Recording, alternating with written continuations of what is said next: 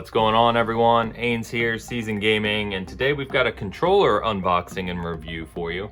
So as you can see in front of you, today we're going to be looking at the Brook Vivid controller. Retails for $40. Right now on Amazon you can actually get it for $35, so it's right in that kind of mid-range controller. It is made for the Switch. It is also compatible with phones and PC, of course, via Bluetooth. So Bluetooth controller. The big features on it are that it has the Nintendo button layout, as you can see here. Pretty solid build overall. It has gyroscope capability, so if you want to, do things like the Switch, specific games that use motion controls.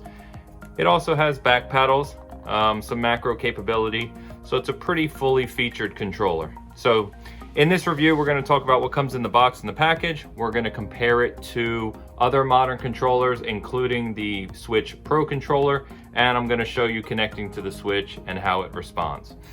So got this a couple weeks ago. I've been messing around with it the last week or so, and generally speaking, I like it. So here's the package itself. Comes in this nice box. It comes with a USB-C cable, which is how it connects to everything, including charging. It's an internal battery on this one. It comes with a Brook labeled phone clip, so if you want to use this as your Bluetooth controller on your phone, you can do that. Comes with a couple thumb pad paw prints. Their whole thing is kind of this cutesy angle, including a sticker of their mascots, and of course instruction booklet here, but it is very straightforward. You don't really need the instruction booklet. So as always, when I look at third-party controllers, I like to think of the build quality, because I know that's a big concern for a lot of people when they start to buy third-party stuff. So I've brought over everything here. So we've got a Series X and S controller, we've got the Switch Pro controller, and we've got a DualSense controller. Now, these are obviously your first party, kind of, top of the line when you're, if your preferred controller, I guess is the best word to use. I won't, compare directly to each of them, because I'm sure you're pretty familiar with those. I think the most apt comparison, of course, is the Switch Pro controller. Now, for me, I really like this controller. I think it's incredibly ergonomic. The thumbsticks are very good quality. Trigger and bumper action is really, really solid. Button responsiveness, everything. It's just a very comfortable controller. The battery lasts forever. It's awesome. But of course it's first party, and therefore it's a little more expensive. So how does the Brook stack up? Well, I don't know if you can see exactly, but the Brook tends to be a little bit smaller than your other first party controllers. As you can see, the DualSense is noticeably wider. This is a little more compact. It almost feels like, and I don't have one here, I was comparing it earlier this week. It almost feels like a more condensed version of a 360 controller, if you can imagine that. It's relatively solid. It's a little bit light, but I mean, its responsiveness is nice. I felt that the thumbsticks actually move very well. They have a good action. The D-pad is actually nice. The one complaint I have about the Switch Pro controller is this really, really stiff D-pad, which I don't enjoy. So this one actually has more action to it, which I like. Buttons are nice. The bumpers actually have a really good action as well. Perhaps my biggest complaint of this controller are the triggers. Not that they're bad, not that they're not responsive.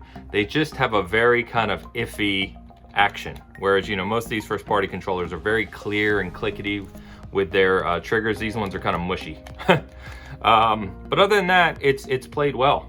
It's a $40 controller, and I think for that, it is better than some other third party controllers I've tested for sure. And I also do, for me, like the placement of these back paddles as well. They basically slot right in where your hand, or where my hand goes anyway. So obviously ergonomics are gonna be different for everyone, but for me, it's a very comfortable controller to use. So let's go ahead and move these out of the way, and I'll show you really quick how you connect this to the Switch. It's extremely easy. Here's my Switch, which we just did another video on last week. So if you haven't checked out the Mayflash adapter video, check out the channel, because if you're interested in using other third-party controllers on your Switch or headsets, that's a good option as well. So here's my Switch. Basically, main menu, you go over to your controllers and you go to change grip and order. You get to this screen here. You turn on the pairing button. You basically hold this button on the top of the Brook to pair. it vibrates, it connects immediately. It's very, very fast, and then you're good to go. So, as I said, it's you know, it's very straightforward. It's exactly as you expect. There's only so much you can really say about controllers in the sense of connectivity. As you see, it connects extremely quickly. I've had no connection issues. I've also had no latency issues in what I've played so far. Now, being perfectly clear, when I do an unboxing or review on a controller, you can't do anything long term, right? Like, I can't tell you how this controller is going to stand up for months or years on end. I can just tell you how it performs right now, which is really good. So, other than that, man, I mean, it really is that simple. These, oh, I guess I better turn these down before Nintendo copyright strikes me. You know how that goes.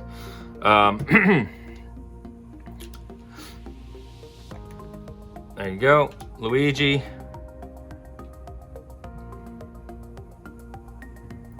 Should have a nice clear angle on that.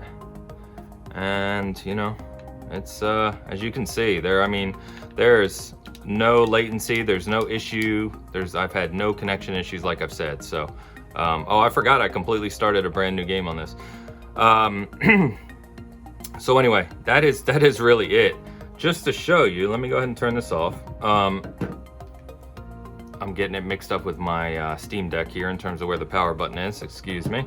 So as soon as you turn the system off, this will shut off as well. And just for reference, because, you know, it does connect to PC, it does connect anything Bluetooth phone-wise. I brought over my Steam Deck. Like I said, I was mixing up where the power button was here. And, oh, good old Elden Ring right there.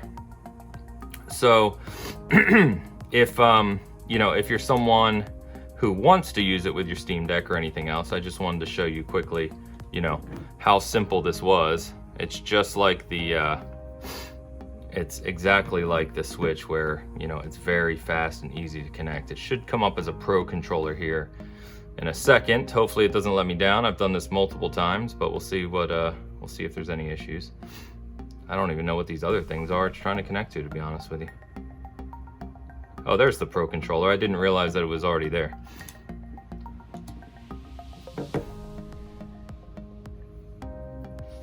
And there you go. It's vibrated and it's connected. So the big thing to remember is that,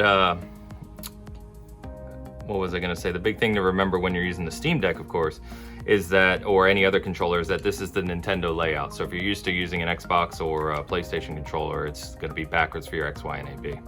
But anyway, you know, I'm not gonna sit here and just show you me playing the controller, but it does connect to PCs fine, does connect to phone fine, and as you can see, it natively connects to the Switch instantly. So overall, this is a pretty quick video, but I've been using this. Like I said, if you're looking for a third-party controller, if you're someone who plays a lot of co-op, plays a lot of multiplayer, play a Mario Kart or Mario Party, and you just need extra controllers around the house, but you don't want to, you know, you don't need anything special, you don't need first party, you don't need the expensive standard Switch controllers, it's a good option. I've definitely enjoyed my time with it, and I think that, you know, I think that for what you're paying, especially at $35, which is basically half the price of kind of the main controllers, you can't really go wrong. It does everything you need it to do, and it feels good doing it. So it's really that simple. You have any other questions about it, anything I can answer, please let me know. You know, it's the Brook Vivid controller, like I said.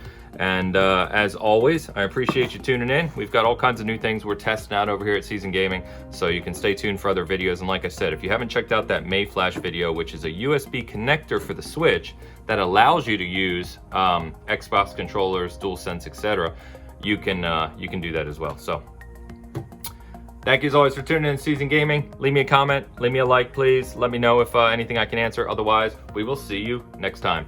Peace.